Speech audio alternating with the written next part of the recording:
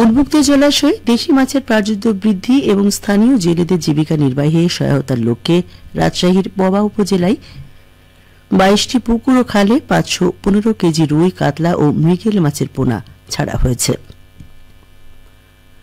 গতকাল উপজেলা পরিষদ চত্বরের পুকুরে পোনা অবমুক্ত করে এই কর্মসূচির উদ্বোধন করা হয়। অনুষ্ঠানে প্রধান অতিথি হিসেবে কর্মসূচির উদ্বোধন করেন পবা উপজেলা নির্বাহী কর্মকর্তা আরাফাত আমান আজিজ।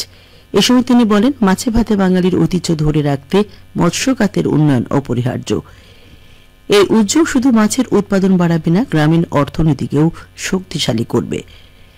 তিনি জলাশয়গুলোর সঠিক পরিচর্যা ও রক্ষণাবেক্ষণে স্থানীয় জনসাধারণকে এগিয়ে আসার আহ্বান জানান।